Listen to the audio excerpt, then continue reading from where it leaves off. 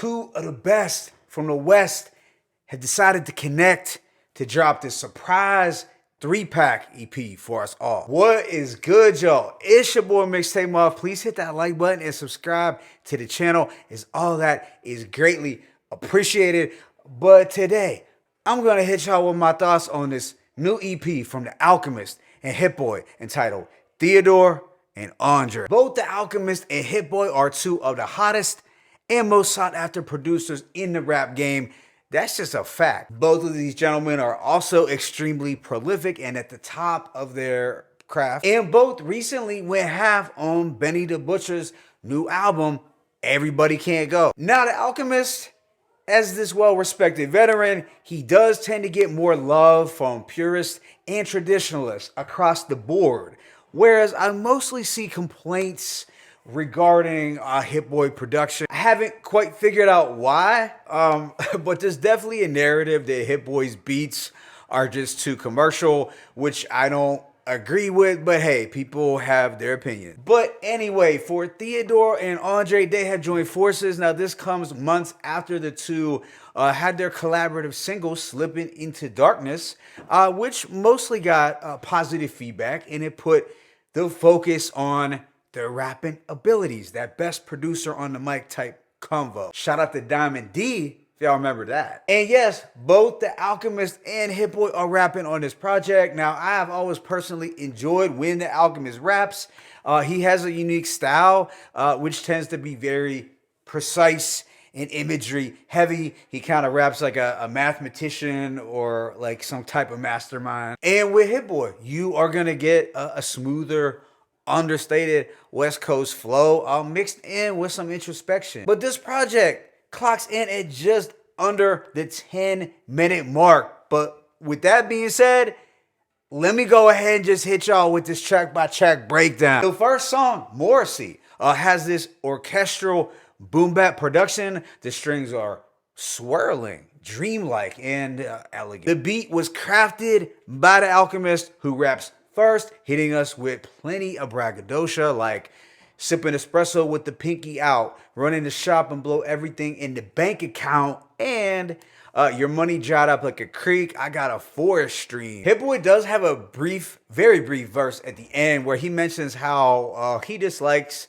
the way that he used to come across in interviews as either being too humble or overly cocky. But yeah, this was a very solid opening track that had an illustrious, refined beat that felt fitting for a mob meeting. Track 2, The Main Event, is produced entirely by Hit-Boy, and it is a 2-part banger. There is more of the nocturnal trap feel on the first half. The hi-hats are kicking and the bass is booming, so I dug the energy and I thought the hook was catchy enough. And Hit opened the track declaring that he and The Alchemist are bringing it back to the West. He also mentions having The Chronic on cassette as a kid, so I guess that's slightly impressive for a 36-year-old. Maybe not, but I also dug the following lines where he paid homage to DJ Screw.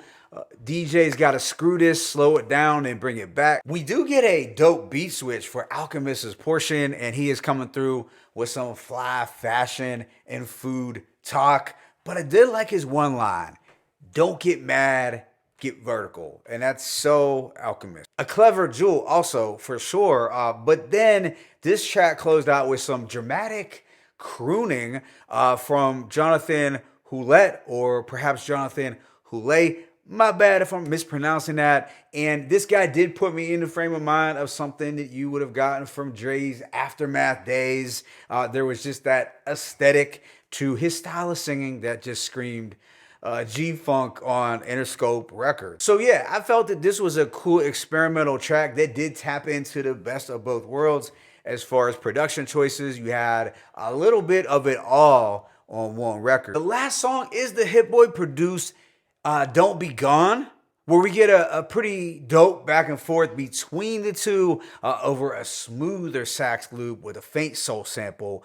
And they're basically doing a little victory lap here, talking their talk. Alchemist raps, Yellow diamonds on the flip of bird finger is pure canary. All in the details. Make sure the cheesecake isn't short a cherry. Now, that's clearly in reference to when De Niro was flipping out in Casino for the lack of equal distribution of blueberries in the muffins. And Hit talks about his experience recording 6 albums with Nas, which had some people thinking they were from the same hood, which is a little wild because I thought everyone knew Nas as Queensbridge, Hit-Boy, West Coast.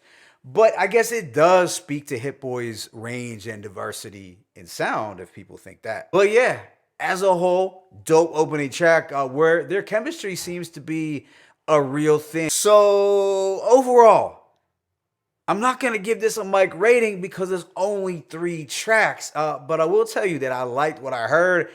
And I don't think I would be alone in wanting these two to do a full-length project in the near future, or at least a 7-track EP, y'all, because we need just a little more meat on the bones because this was just a tease. I'm not complaining, but it was a tease. My favorite tracks include Morrissey and the Main Event, but let me know your thoughts in the comment section. It's your boy Mixtape Muff. I'm signing out. As always, it's peace and blessings. Hit-Boy The Alchemist, Theodore Andre, 1.